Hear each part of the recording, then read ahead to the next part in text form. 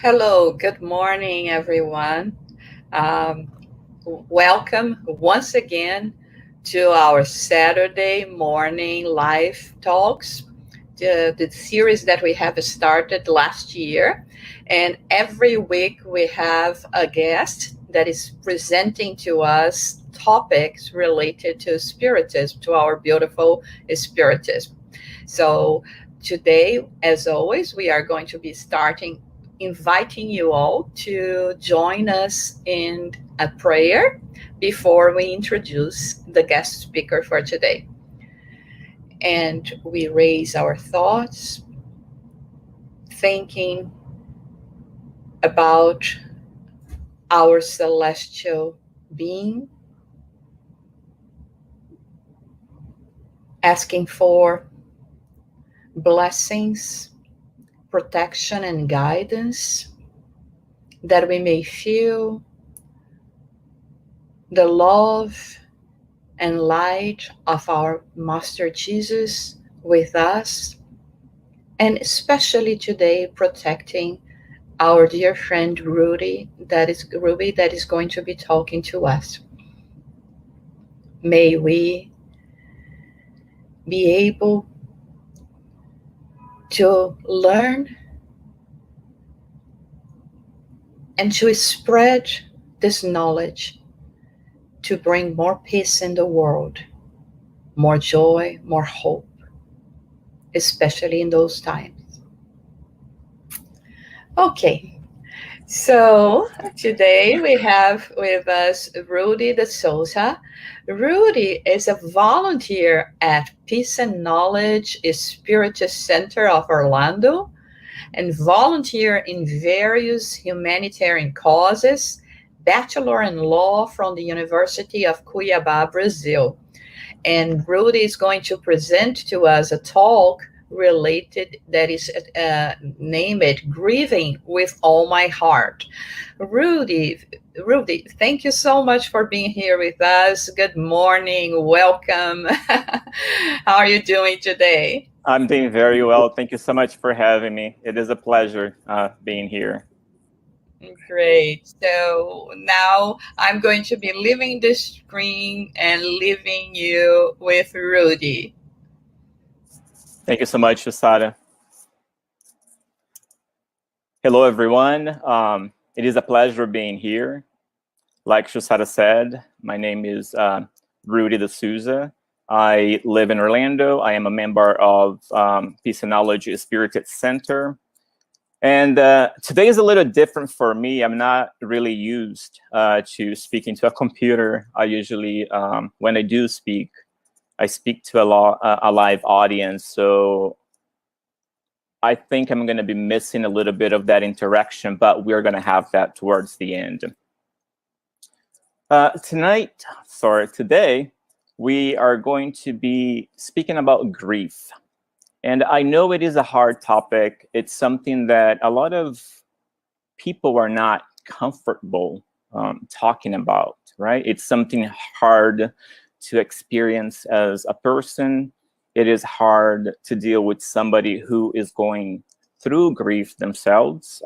Many times we don't know how to act or how to react to somebody feeling that way or going through such a difficult and hard time in their lives.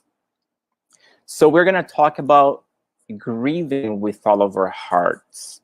And I think it is important to keep in mind that when we love with all of our heart, right? So we are expressing this feeling through our hearts. We're running this through our souls, bringing it out into the world. And it is important to look at grief the same way. And as we talk, we are going to elaborate a little bit more. And hopefully by the end of this talk today, we will have a better understanding of how to deal with grief. Just as a disclaimer, I would like to say that I am not a specialist in grief, right? I'm still learning. And I am also not a specialist in spiritism. I'm still learning. I was not born in a spiritist family. I came to spiritism about five years ago through a time of hard difficulties in my personal life. So Spiritism found me. I didn't find Spiritism, and I fell in love with the teachings. I got to know God under a different light, and my life has truly changed since that moment. So every time I have an opportunity to share something of what I know to others, it is always a pleasure to do so. But it's important to know that, just like probably many of you, I'm still in the process of learning. And I think that the topic today is very pertinent, and it is very important, right? If we look out the world, the entire world is in grief, right? We're all grieving together. It's a collective grief. And it has a lot to do, obviously, with the pandemic, but it has to do with the moment of transition that we are all going together as a planet, right? And Spiritism teaches us that when a planet is getting ready to transition from one type of globe to another, one kind of world to another, there is a moment of great trials, especially when we are going from a world of trials and expiations, which is the case of Earth, to a world of regeneration, which will be our next step. So during that process, there's a lot going on, and there's a lot that has to take place in order for us to make that jump. Because usually when we are all developing spirits and world, because we both evolve, but sometimes we evolve separately, right? So for a long time, spirits are evolving and transitioning from one world to another. But there comes a time where those two intersect, and not only the spirits, but the world itself transition into a different kind. And this is what we are doing now. We're all getting ready to do it together. And during those times, it is important to get as many spirits ready for that transition as possible. And that's why we see a lot of trials going on, right? If you look out the world, we see that there's wars and natural disasters, and it's all taking place at once, and it feels like we can't catch a break. Once we leave one, we fall into another, and the biggest of them lately is undoubtedly the pandemic, which is causing a mass disincarnation. So there's a lot of people leaving the planet at the same time, and with that, there's a lot of people staying behind and suffering with the loss of those loved ones. So with that in mind, I think it is very important to talk about grief, to understand the process of grieving, what is all involved, and how we can better help each other through this moment, right? In normal times, we can always count on somebody else to help us, but in times like this, it feels like everybody's going through the same pain at the same time. So how do we deal with this? Right? How do we help each other? And when I think about this, I think about a fable. I'm not sure if any of you have known. It is the fable of the long spoon. So it says the story that a man was sent to this palace, and it had this beautiful banquet, and everything looked so delicious. So when he was getting ready to eat that delicious food, the spoons were too long. And as the people in the banquet tried to feed themselves, they couldn't reach their mouths. So that led to rage and anger. And he starts thinking to himself, and well, this must be hell. How am I supposed to feed myself if I can't reach my mouth with this long spoon? Well, right next door, there was another party going on, same kind of food, same kind of spoons, different kind of people. And everybody was happy. And the difference was that in the second banquet, rather than trying to feed themselves, the guests were feeding each other. So it didn't matter how long the spoon was, because they were all feeding one another. And in times like this, it is important that we do that for each other, that we be there for one another. But in order to do that, we have to be able to understand everything that is involved in grieving and how to deal with that, not only for ourselves, but also for people that are surrounding us. And before we speak about grief itself, I would like to talk about something a little different. I want to talk about love, right? Because it is very important for us to understand love and creation and how we evolve and grow as spirits, understand a lot of the key concepts of Spiritism in order for us to better understand and deal with grief. So if I were to ask you what God is, probably many of you who understand Spiritism would say, well, God is the supreme intelligence, creator of all things, right? It's the definition that we have in the Spirit's book. But in a more simple way of defining God, in a way that everyone would understand, if I ask you what God is, the simplest way of defining God is love, right? And love is something that everybody can understand. And when we think of love, so not only God, the reason of our existence is all love, right? There are different kinds of love. Love is not only that intense feeling that somebody who is passionate about somebody else feel towards each other, right? There are different kinds of love, different levels of love. There is love for a pet, love for a job. There's love for nature, love for a friend, love to your spouse, your kids, right? So love comes in all different kinds of shapes. And that is important to understand because depending on that kind of love, we feel it with a different intensity, right? The love that I feel for my pet is different from the love that I feel for my spouse, even though I love both of them. But there are still differences. And when we look into Spiritism to get some answers, I would like to bring your attention to the book. This book, it hasn't been translated into English. It could be translated as The Comforter or The Consoler. And on question 322, the author asks, is there a gradation of love within the visible and invisible manifestations of nature? And the answer is undoubtedly, right? This gradation has always existed, as gradual is the position of all beings in the infinite scale of progress. So it's important to start understanding what this means. So if we think about everything that exists in the universe, from the smallest to the biggest, there's a lot of difference between them. So those are the scales of love as well. It varies immensely.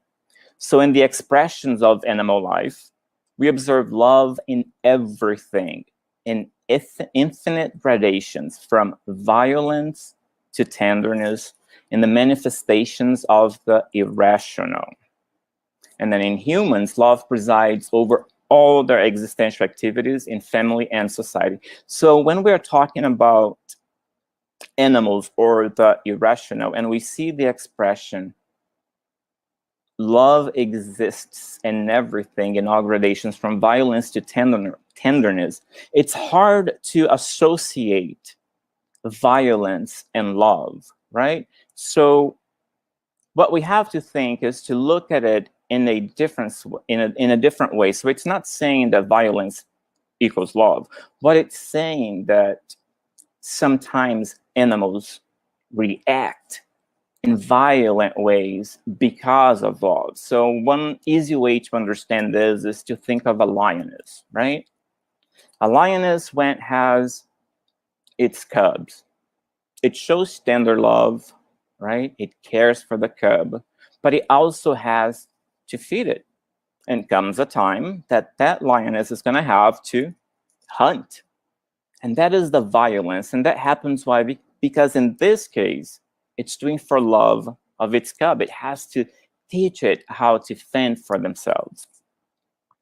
But as you start to evolve and you get to humans, we start to rationalize love. We start to understand love in a different way, right?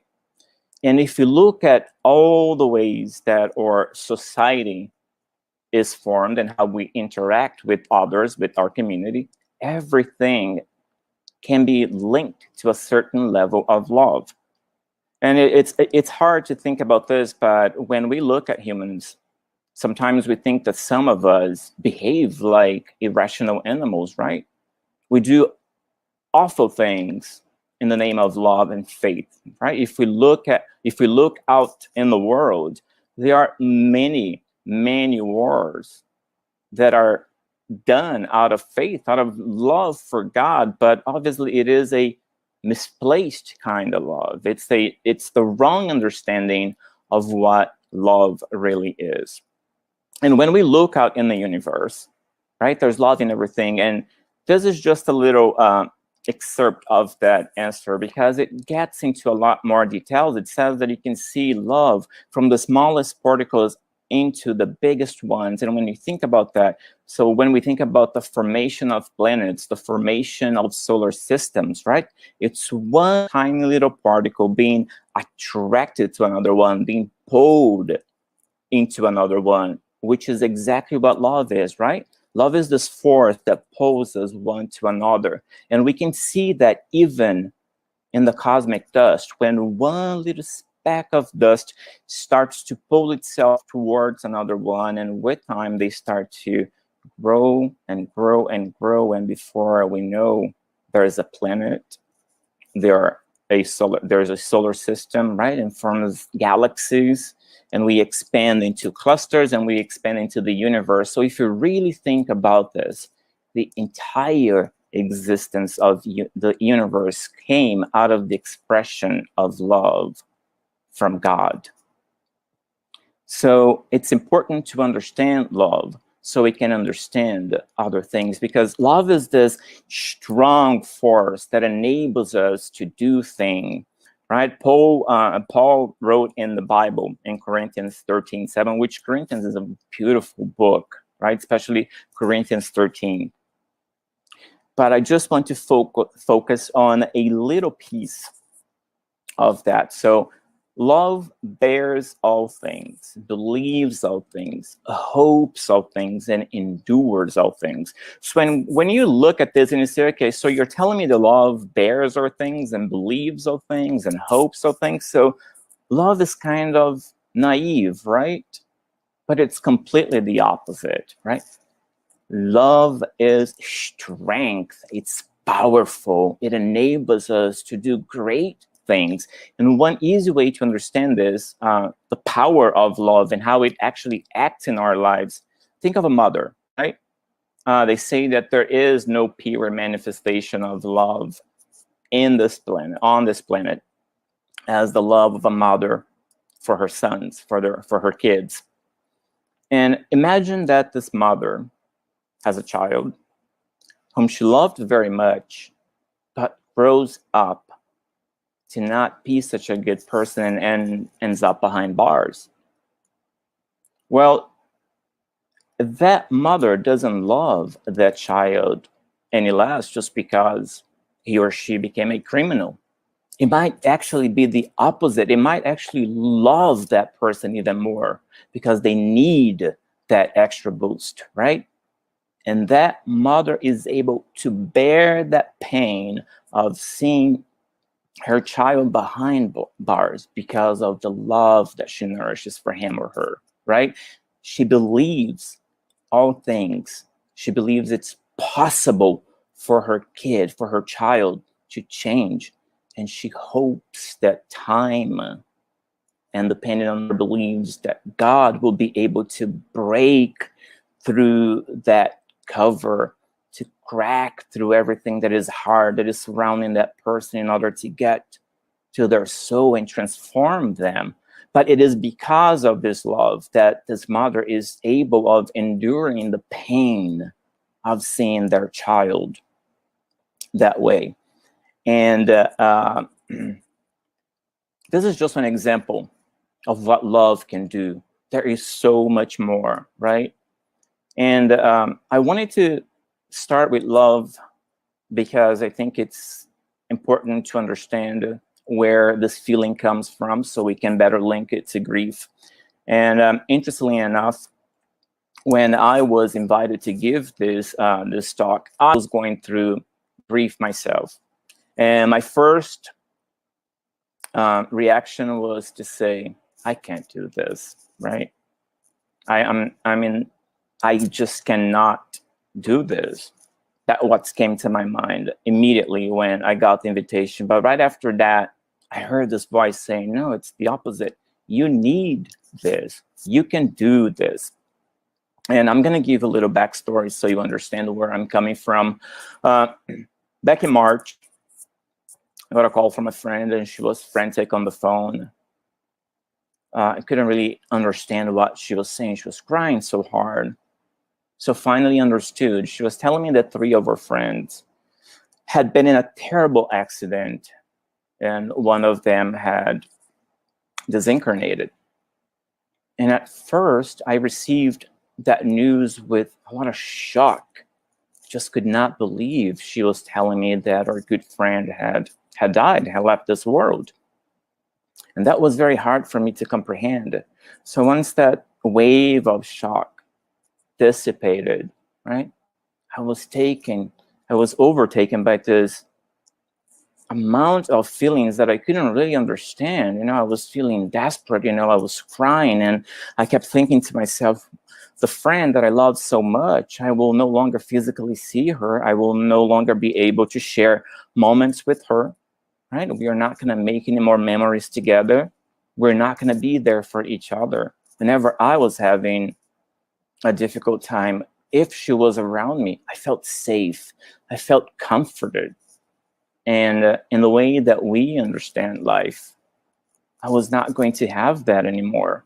And that really affected me in a very, very hard way. And it was very confusing for me as well, because ever since I started to study Spiritism, I had this understanding that whenever I went through grief, whenever I suffered the loss of a loved one, it wouldn't hurt the way that it used to hurt before, right? It wouldn't affect me the way that it used to affect me before, because now I have this knowledge that I didn't have before. Now I believe in this all-loving God. I believe in reincarnation, that life doesn't end and that life always goes on, right? And that dying here only means that we are going somewhere else and we will get to continue living. And we're going to do that over and over and over again. So having all this knowledge, I thought that it's going to be easy going through grief, right? And maybe easy is the wrong word. It's going to be easier dealing with the loss of somebody else. And this is not at all what was happening to me, right? I would sometimes go into a different room just so I could cry alone, so I wasn't around anybody. Because I didn't want anybody judging me, saying, hey, aren't you a spiritist? Aren't you supposed to know how to deal with the loss of a loved one? Shouldn't this be easier for you? And it's funny to think about this, but even in our community, right, in the Spiritist community, there are many people that have the wrong understanding of what grief and grieving and mourning the death of somebody means. And more often than we would like to, we hear people saying, well, you shouldn't cry when somebody dies, right? You shouldn't be desperate when somebody dies. You shouldn't feel this way when somebody dies, because this will affect the spirit in a negative way. But what that is just a misunderstanding of the teachings, right? And I hate to say, but I think that for a while, I fell into that. I had this fake understanding, this mistaken understanding that pain wasn't going to affect me the way that did. But it's because I didn't quite understand what it meant. So here I am in the middle of this grieving, missing my friend, thinking about all the things that we're not going to do together anymore, right? Feeling sorry for her family, for her loved ones, for her kids, thinking about how young she was, given into that feeling of sorrow for myself. And I got a call from my sister. My family is in Brazil. And my sister is telling me that my father had a stroke. So I am in the middle of missing my friend, and I got a call from my sister telling me that my father is in the hospital. He had a massive stroke. And then I had all of that come together, and that pain tripled in amount and size and desperation, because now not only I have just lost my friend, I'm thinking to myself, I'm about to lose my father too, right? So I will never again be able to be with my father anywhere, make new memories, tell him how much I love him, hear from him how much he loves me, share the things that we did as I was growing up. I won't have that anymore. And I was overtaken by this despair. So immediately I booked a flight to Brazil, and this is around May now. And when I got to Brazil, it was almost like I had jumped from a frying pan into a burning bonfire, because they were going through one of the waves of the pandemic without any vaccines and a lot of misinformation. So people were also not taking care of themselves and taking precautions. And I hadn't experienced anything like that until I got there. Here was different, right? We heard about a lot of what was going on with the pandemic, but it's almost like it's been kept behind curtains. I hadn't really experienced the suffering that comes with it. But when I got to Brazil, it was very evident what was going on. It was very evident how hard hit the country had been, right? I had already had both of my vaccines, and most people in Brazil hadn't even had one. And they are going through all this pain and all the suffering. And it was so bad that there were days my mother would lose 2 of her friends. So now here I am. I'm filled with grief. I decided to go to Brazil because I want to comfort my mom and I want to comfort my family. And I found myself not able to do any of that. I felt like I was just piling up all this grief onto myself. And I started to question a lot of things. So in the middle of all that, that suffering and that pain and that confusion of not being able to console my mother, and I could see that she was trying to console me, but we weren't really able to do that for one another. So I decided to pull out the Spirit's book, the audio version. Now, mind you, my parents are not spiritists. They've never studied the doctrine, the teachings, and my father for the longest time didn't even believe in God. So now I'm trying to share this with them because I thought it was the easiest way to console them and to console myself, was to immerse myself in the teachings of Spiritism and see if I could get the answers for all these questions that I had. And as we started to listen to the book, and we did that quite a lot. My parents, they live on a farm, and there wasn't anybody there. It was just the 3 of us. As we are listening and talking about the teachings, I started to get the answers for many of the questions that I had. And I started to find myself in a place of peace and calm. And then it all made sense to me.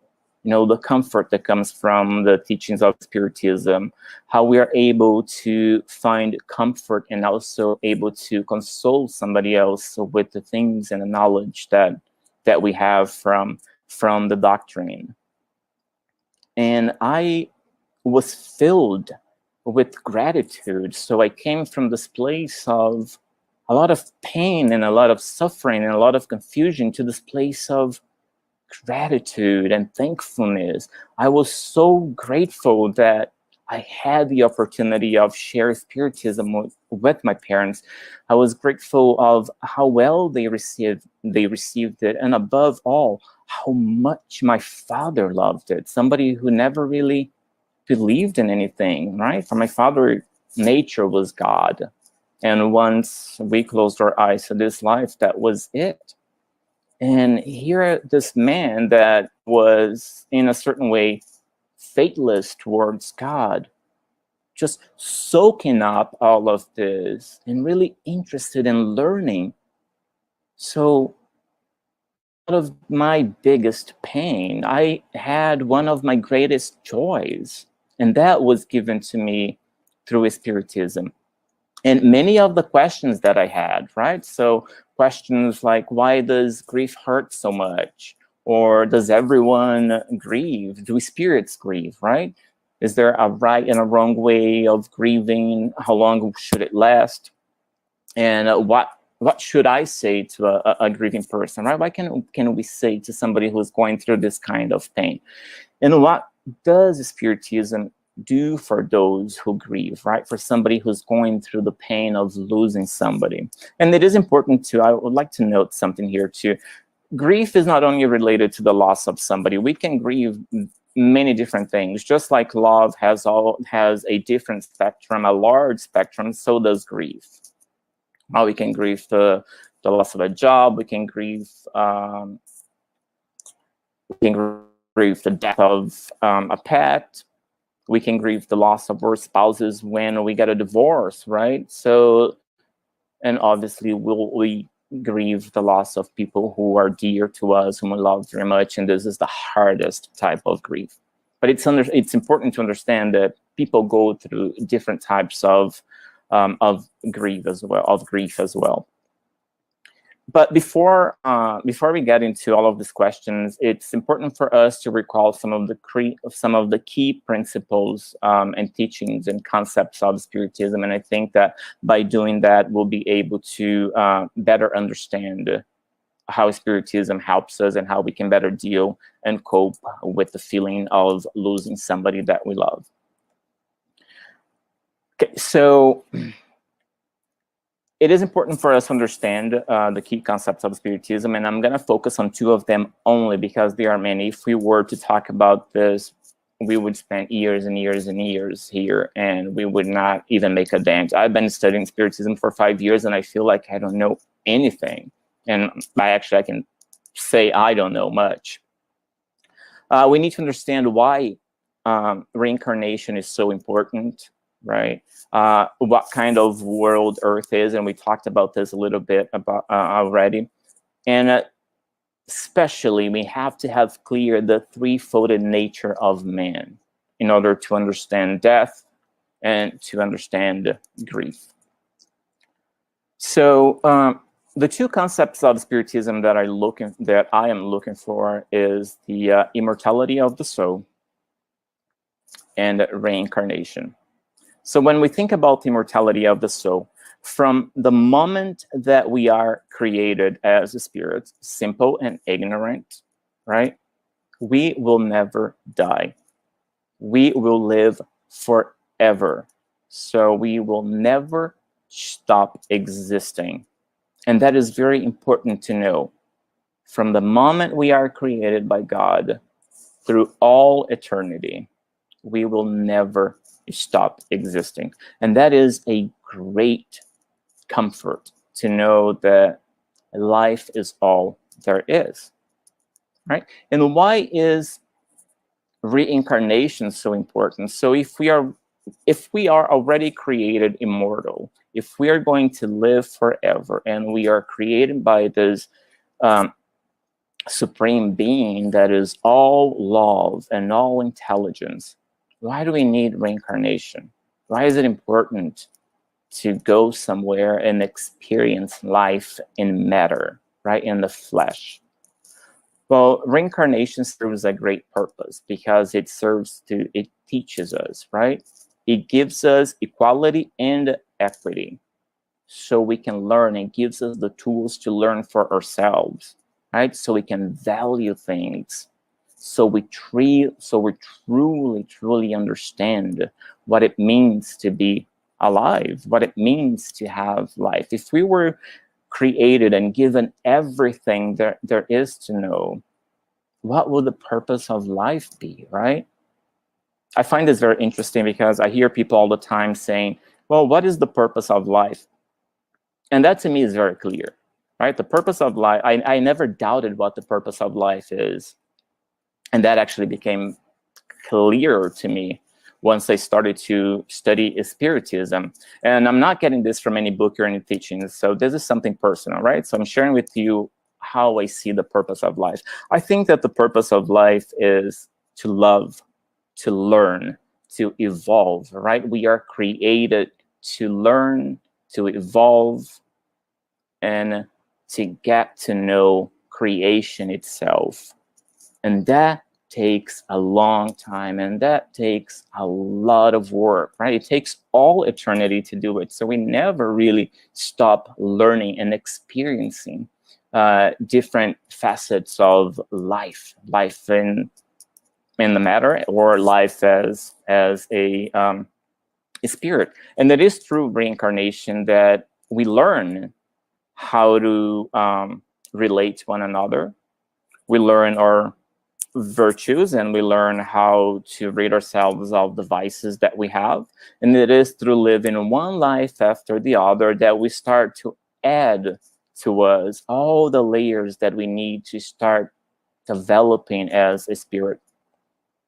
And one way to really understand this is think back when we were talking about the creation of the universe, right? That one particle is attracted to the other, and they start to come together to form a planet.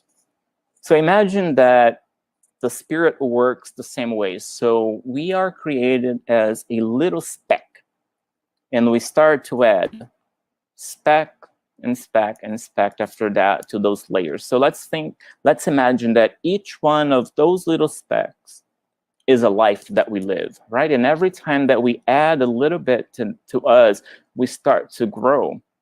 And so our purpose is to grow from a little speck into a planet, into a solar system, right? To a constellation, into a galaxy, into a cluster, into a universe. So there is a universe of growth awaiting for us. And that takes time, and that takes a lot of work. If you think in terms of a planet, Earth is 4.5 billion years old, and it's just now changing from a world of trials and expiations, which is the next topic here, to a world of regeneration. So it takes a lot to do that. We can't do any of that in one lifetime.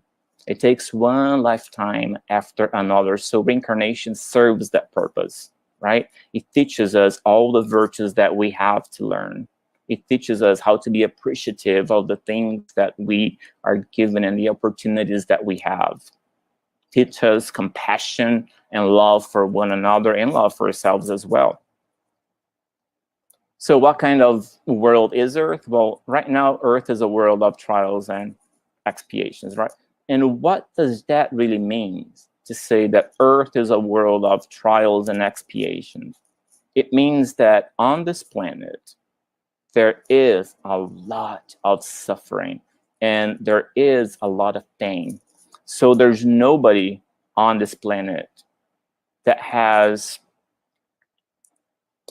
happiness in the absolute form, right? We have momentary happiness, but we don't have absolute happiness here, because we're all experiencing pain.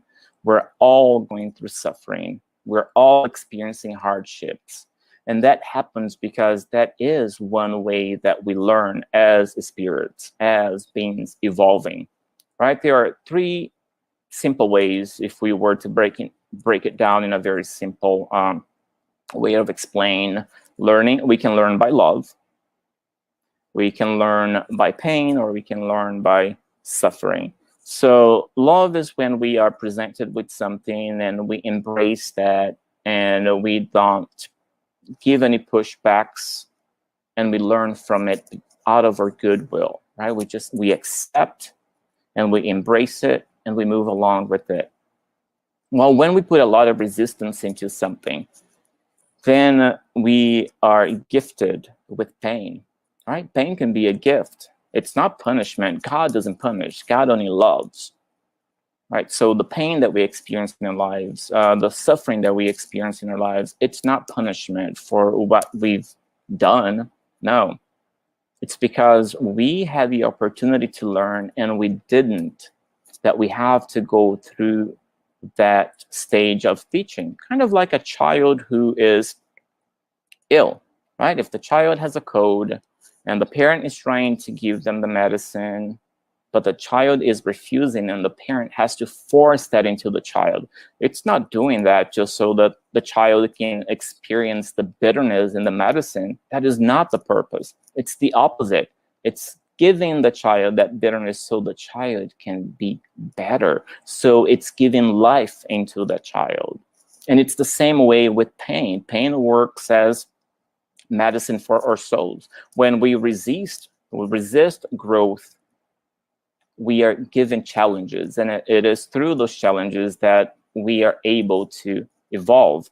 And if we resist even the pain that we are given, then we are given more pain in the form of expiations, right? More suffering. So when we don't learn through love, we learn through pain, or we will ultimately learn through suffering. And in a world of trials and expiations, there's a lot of that. So everyone here, right, everyone on this planet will be going through the suffering, through the pain, and through the trials and challenges of becoming a better spirit. And then what is the threefolded nature of man? It is important to understand that we are, as humans, right, as man, we are made of body, spirit, and soul. So the body would be our material side, right? It's the part that you can touch, the matter, the part that you can experience. And then the soul is the ephemeral side of us, right? It's the part that is immaterial. It's the spirit. It's who we are, right? And then when we are experiencing life, living, we have to put the body and the soul together. And in order to do that, we use the perispirit. So the perispirit is the link between the material body that I am now and the soul that I am always. So as man, we have a threefolded nature, three objects, right, that makes us. So body, perispirit, and soul. And this is very important to understand so we can understand grief better, right? So with all of this that we just saw, if I were to ask you, do we really die?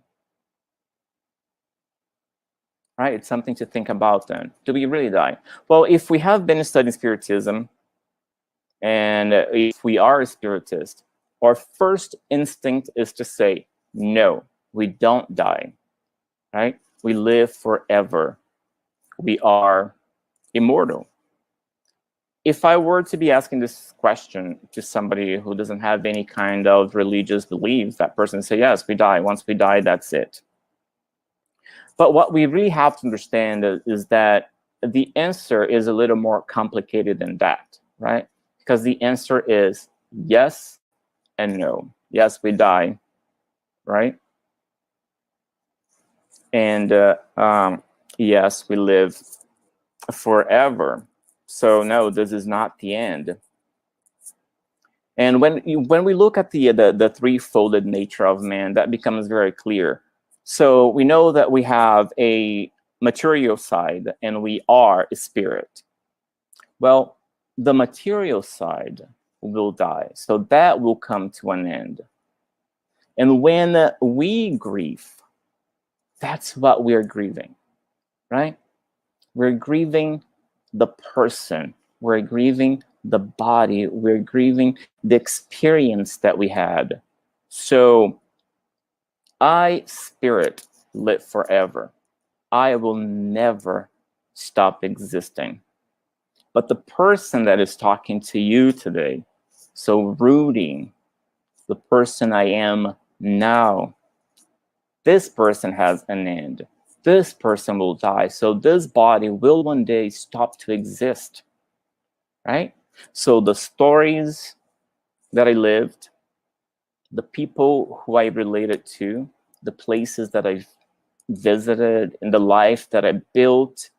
So all of this will come to an end. One day I will die and I will stop to exist. So I will no longer be making more memories as Rudy the Souza.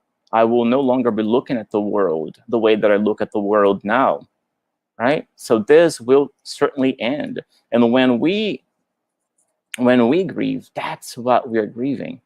We're grieving the death of the person. And this is something that I was missing when I was grieving my friend, right? I forgot that the reason why it hurts so much, it's because she really stopped existing in this life, right? So that body, that spirit used to be who it was here, that body is gone, right? It has been laid to rest. So we are not going to be making memories together anymore as myself and her in this lifetime, right? I'm not going to have her physically next to me again. Whenever I have a challenge here, she's not going to be here to comfort me. We're not going to have conversations. We're not going to laugh together anymore, and we're not going to cry together anymore as people, as humans in this lifetime. So that chapter has come to an end. And when that happens, that hurts, right? Because we miss that physical contact. We miss the person. All that love that I had inside myself that I used to direct to her, I can't do that anymore. Not physically speaking, right? I can think of her spiritually. I can remember the things that we did together, you know, the memories that we created, but I can't experience a hug, right? She can't wipe my tears. She can't comfort me or console me in the way that she did as a person. And this is very important to understand. Death is real, right? It's real for the body. It's real for the person. So death is real to me. One day I will die. I, spirit, will never die. The memories that I made, my story, that will live on, right? It will continue to add layers to who I am as, or to what I am as a spirit. But that one chapter, the experiences that I had, I will never, ever again have it the same way that I did in this lifetime. And that hurts when you think about something stopping to exist, right? It takes time for us to adjust to all the suffering that comes from losing someone, from death, right? But once we have this clear, it's easier to understand why grief hurts so much, right? Why it takes a long time for us to get through all of this. So again, why does grief hurt so much? Well, it hurts the way it did because before there was grief, there was love, right? And that's why it's important to grieve with all of our hearts, right? Because we love with all of our hearts. When that love is unable to flow out of us into the person that it used to flow into, we suffer a blockage, right? It hurts. It's really painful. And that's why it hurts. If there was no love, there would be no pain, right? And the more you love someone or something, the more you're going to suffer the loss of that person. So very simple, right? I love, therefore I grieve. If there was no love, there would be no grieving. But because of our nature, because of who we are, and especially because of what pain and suffering can teach us, right? It is important for us to know how to deal with the loss so we are able to comfort those who will one day be going through a loss that is similar to ours, which is very important to understand that we don't experience grief the same way, right? We all experience it differently.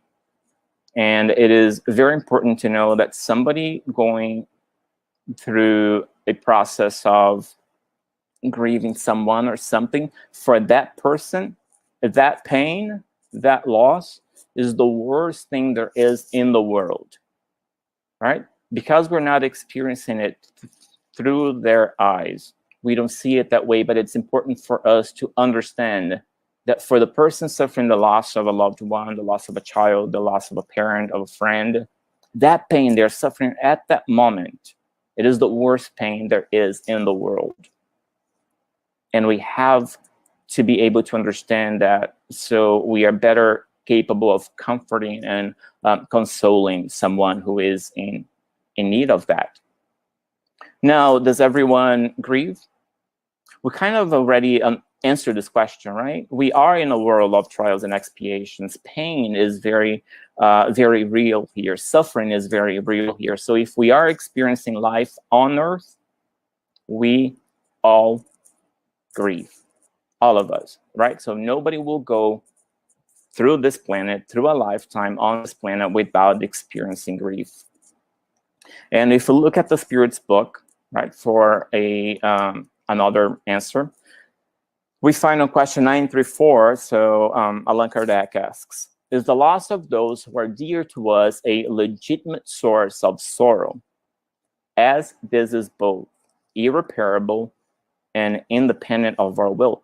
Pay attention to this, irreparable, right? Meaning that once we lose someone, there's nothing we can do to bring that person back to life. And again, we're talking about the person, not the spirit, right?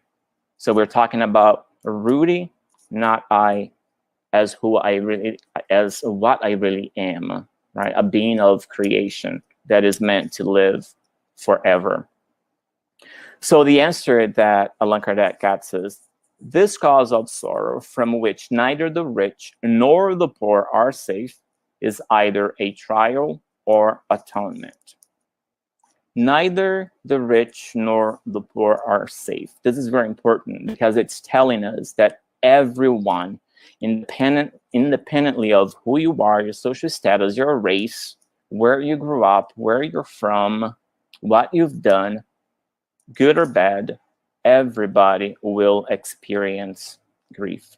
We will all go through this pain, right? And nobody is excused from it. Now, what about spirits? Do spirits grieve, right? If I, spirit, know that I live forever, and now that I'm free from that body, because if you really think about it, the body is a prison for the spirit, right? While it's incarnate, while it's in the body, it can't really do much. It's limited to that.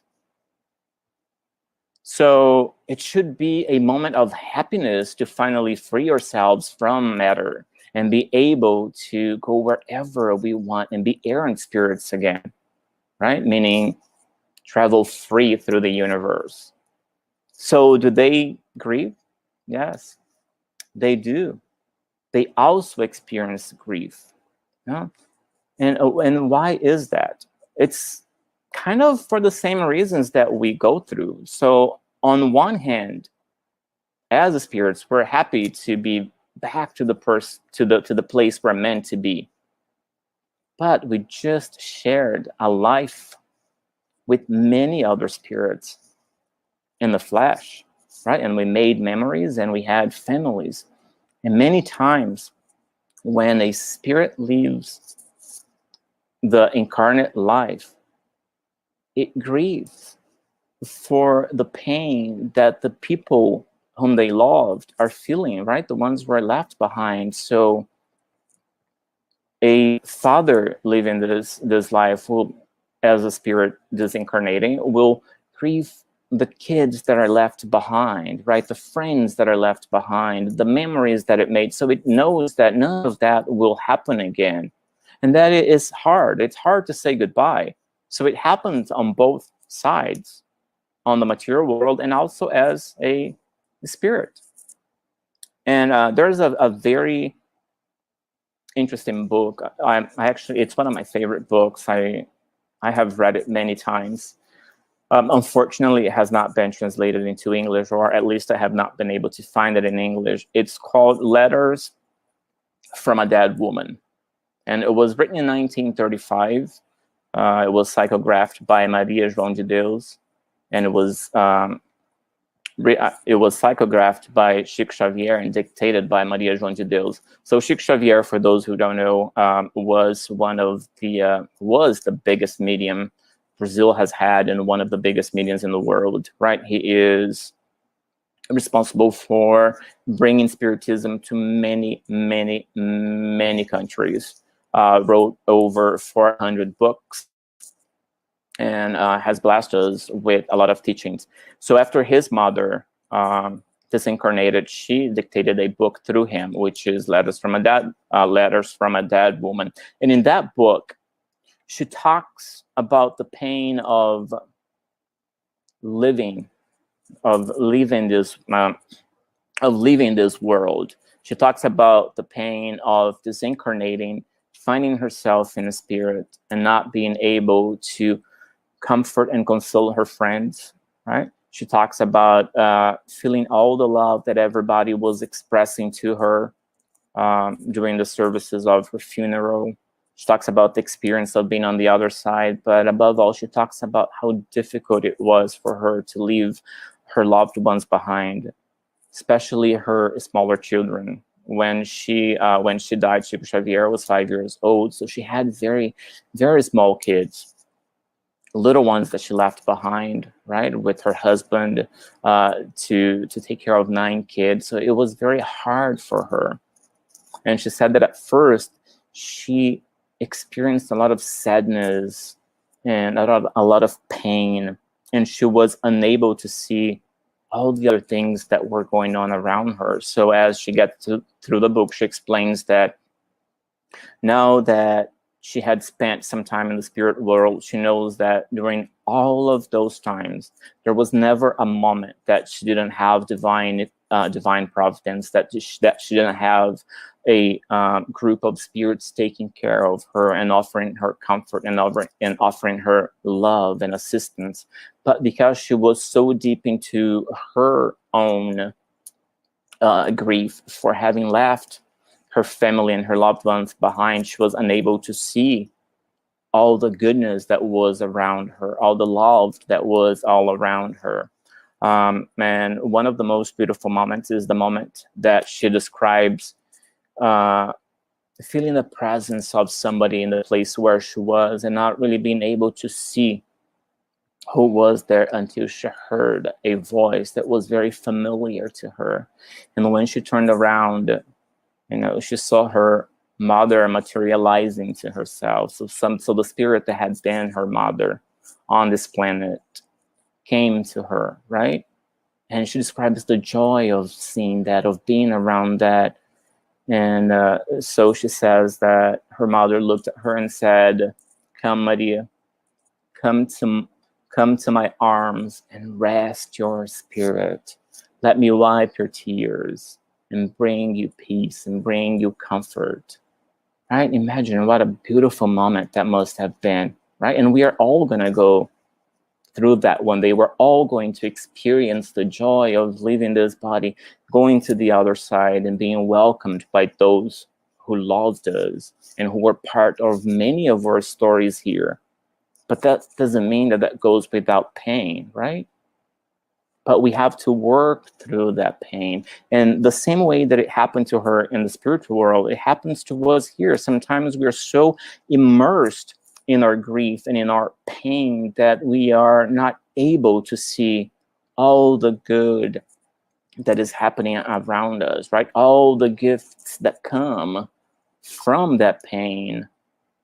And many times we are actually unable to understand why it is that we are going through such a pain and such a loss. And that has to do with the fact that it's because we had that much love, right? It's because that we had that much care. That's why it hurts so much. So not only us in the material world, but us in the spirit, we all go through this pain. And the more we understand this, the more those things are clear to us, and the reasons behind them, we are able to console and comfort each other, right? Now, what about how we should grieve? Is there a right and wrong way to grieve, right? How long does it last? Is there like a certain number of months or years that we should allow ourselves to go through that pain? And what should we say to somebody who's going through that experience right now? Well, the first thing that we have to understand is that there is no right and wrong way to grieve, right? We all experience it in different ways, and it is important to understand that and to have it very clear, because the experience that I will have from grieving the loss of a loved one will be completely different from the experience that you might have from going through the same loss. And if I'm able to understand that, if that is clear to me, I will be better able to accept your pain, right? A lot of times we have this concept, and I guess you could say that grief demands judgment, right? Meaning that we are many times judging how somebody else is reacting to pain, and it should be the opposite. We shouldn't be able, I mean, we shouldn't judge or hold others to our patterns of dealing with pain and suffering. An easier way to understand that is to think of a couple, right, who lost a child. So the father might react to the loss of that child by immersing himself in work and keeping himself busy and doing all kinds of other things. And the mother, because of the relationship that she had with that child, might do it in a whole different way and might feel that pain more profoundly, right? In a way that she is expressing that through a lot of tears and a lot of suffering, right? And sometimes even through depression. So we have to be careful about not judging how those two people are grieving, because we might look at it and say, well, the father didn't really love his child. The mother really loved her child. And when in all reality is not at all what's happening. It's just that they have different ways of dealing with that pain. And that has to be clear to us. So we can't judge how somebody is reacting to the loss of somebody, either if that person is crying too much or crying too little. That is only a misconception of the way that we are looking into that, because we really don't know how that person is feeling inside or how that is really affecting that person, right? So we all do it differently. And there is no set time as to how long we are allowed to grieve. It happens differently to different people, right? Some people are better about dealing with this and accepting the loss of somebody, and others are not. And some people will never stop grieving. They will grieve for as long as they are alive. So what we have to understand is that there comes a time that grief can turn into something different, right? Something that can be harmful to ourselves. And that is something that we have to be able to either see for ourselves or see into others, so we are able to help them, because that pain can lead to depression, right? Can lead to moments of despair that could lead to even suicide. But if we are able to see that into somebody else, on other people, sometimes we're able to help them through that, right? And what should you say when somebody is going through a moment like this, right? How can you comfort them? How can you console them? Well, there's really no right answer to this, and it varies from person to person, right? First, the few things that would work for everyone is as a friend, as somebody who cares, right? You can offer your presence, you can offer your friendship, you can offer your understanding, your compassion, your love, right? You can just let the person know that you are there for them, whether they want to talk, whether they just want you to sit next to them, right? So they feel a presence of love. whether they want you to wipe their tears or even if they just want to be alone. We have to be able to respect those moments of pain, right? Some people, when they're experiencing pain, they don't like to be around other people. They don't like to talk about their feelings and their emotions, and we have to be able to understand and respect that. But the one thing that we can do for everyone is to let them know that they don't have to go through that alone, that you are here to help them through it without any judgment, just with a lot of love, right? And we offer that compassion according to the way the person going through the loss is willing to receive it. And it has to be free of judgment, and it has to be filled with love, right? And as a person who is going through grief, we have to, first of all, have clear in our minds that crying or feeling sad or having moments of desperation or not being able to get through your day for a long time, that doesn't mean that we are weak, right? It doesn't mean that we are not capable of overcoming that challenge. What it means is that before all of those feelings, there was a lot of love that used to be directed somewhere, and now we cannot give that love physically in the way that we used to do before. And that will have a great impact on us, right? And will leave us sometimes desperate. But another thing that we have to keep in mind is that there will come a day, 2, 3, 6 months, 2 years, right? That we are going to be able to find gratitude again. And it's not forcing gratitude, right? It's not forcing gratitude out of your self while you're suffering. And it's not gratitude for the person who died, because there is no gratitude in death, right? There is no meaning in death in the way that some people perceive it. But there is gratitude in the experience, that is gratitude in the person that left, right? So we can be grateful for the life that we got to share with that spirit, the experience that we had with that spirit in this lifetime, the memories that we made, the laughters that we shared, the tears that we wiped for each other, right? The moments of comforting and consoling one another through difficult times. That's where the gratitude is. And that will come when the time is right. That will come when the pain has given away to a place where it doesn't hurt as much. That doesn't mean forgetting, right? We never forget. We will always remember those who were important to us. But it makes easier for us to deal with the absence and focus on the memories, right? On the moments of joy, on the moments that brought us happiness, right? So I have to focus on the gift that I got to be the father of John, right? The spouse of Mary. So these are the things that will one day start to fill our hearts, and then we'll be able to find meaning, right? To give ourselves different purposes, different meanings. And there will come a day where we will be able to honor the memory of that person and the existence of that person, or the life that we got to share together. And that can happen in many ways, right?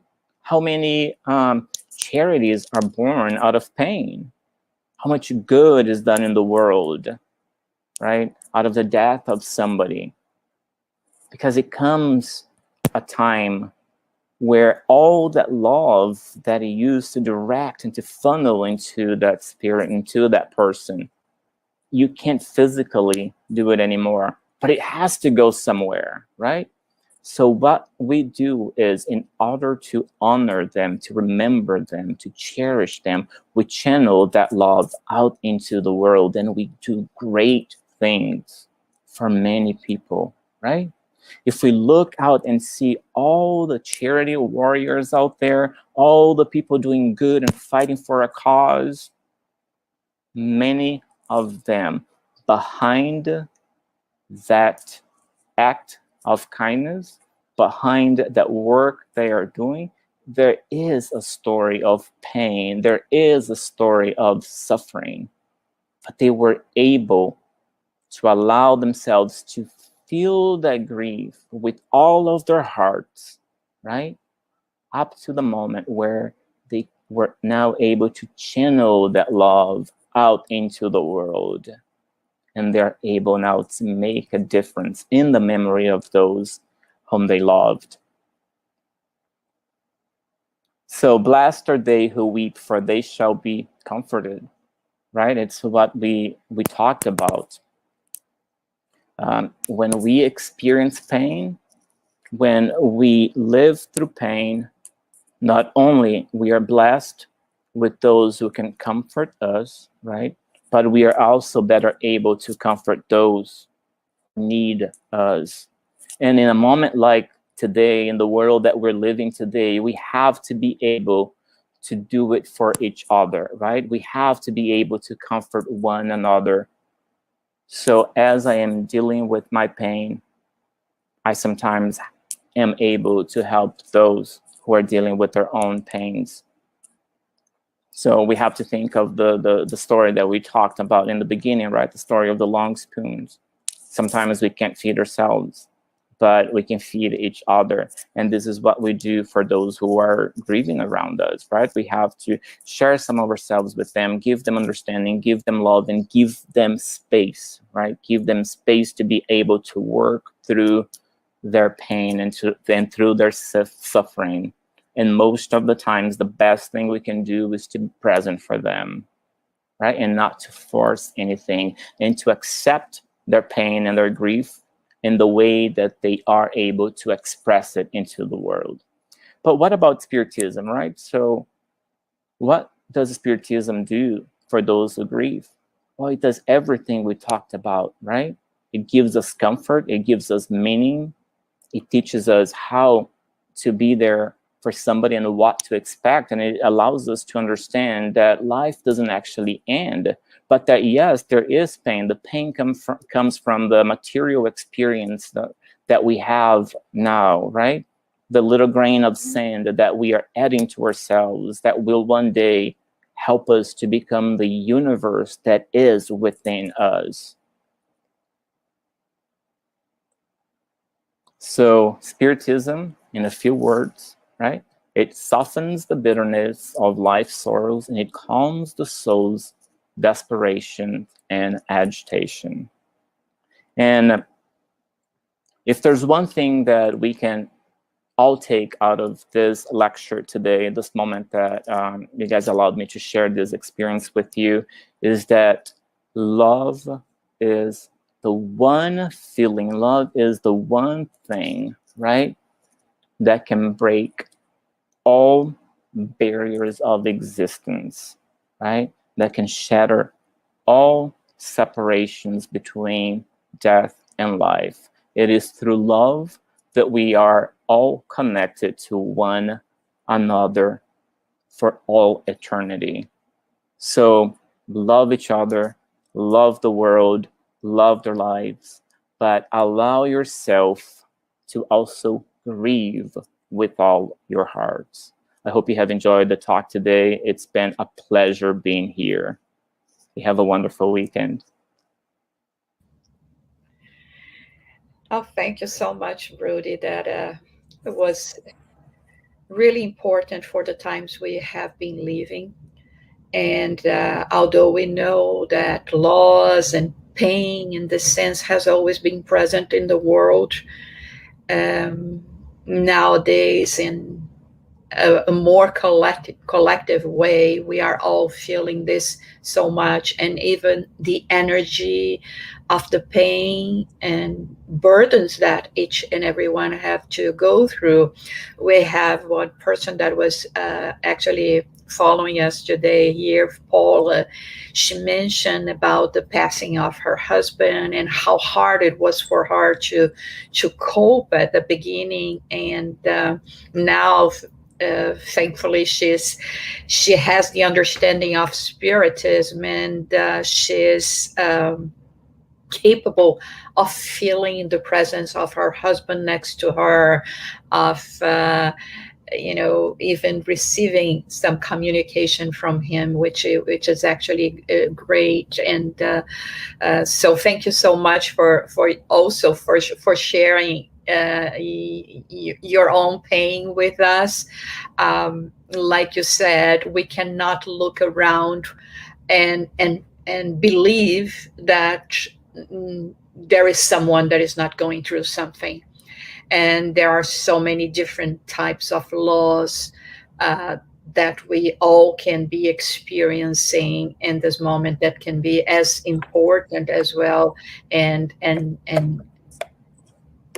actually impact people in different ways. We still have time to bring one or two questions. Let's see here what we have. So we have this question from Freddie. How should we cultivate love in our heart when you had been through hell in your life, when many people were suffering of hunger or disasters like Haiti? Well, I guess the simple answer to this is go after them, right? That's how we cultivate love in times of difficulties. So if we are seeing the hungry, we feed them. If you're seeing the sick, we care for them. So love is not something that is stagnant, that it stays put in a place. Love is something that is meant to be given and to be shared. So where there is suffering, there is love to be given. So all of the suffering that we see in the world, we can't just look at that as being punishment, because that is far from being punishment, right? We all have a story. And we can't look at our lives as being this one life only. There are a multitude of lives behind, and we are all here learning the lessons that we need in order to progress. So maybe being hungry, being cold, or going through suffering, or being a person who lives in a place where war is very prevalent, is the lesson that I need in order to continue progressing as a spirit, so I can one day, evolve enough to know God as the creator, as God is really meant to be known, because we are still far from that. So Freddie, what I have to tell you is, wherever you see suffering, wherever you see famine and things that, show pain and despair, you go there and you plant a seed of kindness. You bring food to those who need, you give shelter to a homeless, you visit somebody in the hospital that doesn't have anybody to take care for them. So those are not reasons to look at the world and see the world as a horrible place. It's completely the opposite. Those are opportunities for us to look into the world and put in practice what Jesus taught us, and love, and just immerse yourself into that. So next time you see somebody suffering, don't look at it as punishment, but look at this as an opportunity that God is giving you to show love to somebody who might be actually looking into the world and not experiencing that. So you have the power to change that person's perception of what the world is. That's wonderful. And while you were talking, I was remember that passage, from Jesus, that some people came and asking, to help and to be with Jesus. And he said, whenever you are doing something for your brothers and sisters, appeasing their hunger, and covering them, all of that, you are doing this to me. So sometimes we want so much to connect with Jesus, and with the good spirits, with the good things, with the higher levels of life, and we forget that the best way for us to do that is through service, is through really caring for our brothers and sisters. We have one more question, so let's bring this one from Adriana. How to help a student who lost a mother and has a different religion? Well, that is a hard thing to do, right? because one of the ways that you can comfort and console somebody is to focus on the spirituality. But if somebody doesn't believe in God or doesn't have a religious background, that becomes a little more difficult. So what you can do is be there for the person, right? So you don't focus on what you would with somebody who has religious beliefs, but you focus on the person themselves. So you show that student that you are there for her, that you are not just a teacher in a classroom, that there's more to you than just that you're not only there for 4 or 5 hours a day to coach her through some knowledge and through some stages of life, but that after the classroom, you're still present in their lives. Because what children or people that are suffering need is love, right? Need kindness. So you have to show that student that you really care, that you are there for her. So let her know that you are available at any time. It doesn't matter what time it is, 1 a.m., 3 a.m., 5 a.m. If she needs somebody, and if she thinks that you are the only person that can give that to her, make yourself available, right? Charity, comforting, loving, kindness, there is no time for that. We're not on a clock for any of that. We have to serve when the opportunity comes, and the opportunity will knock at any time of the day. So what I can tell you is, let the person know that you are present for her, that the world is not going to be a bitter world because she lost her mom or he lost his mom, but that there is still love to be given, there is still love to be found, and you can help them by sharing a little bit of your love with them. And just being present is the biggest thing you can do in a moment like this for a person who doesn't have any kind of religious or faith background. Thank you so much. So now we came to the end of our presentation today. And again, we would like to thank you, Rudy, for bringing such thoughtful, such a thoughtful presentation to us today. I'm sure it is going to be helping all of us in this process. We have been receiving so many comments. Thank you as well for this talk. And we would like, if it's possible, for you to do the final prayer for us. Absolutely. Thank you so much for having me and for inviting me. It's been a pleasure. Dear Father, thank you for the opportunity given to all of us to share together this moment of knowledge and growth and understanding. May your love inundate our souls and help us through difficult moments of pain, moments of sorrow, moments of sadness. And above all, Father, give us the understanding and the gift of seeing all that is good that can be extracted from what we perceive as pain and suffering.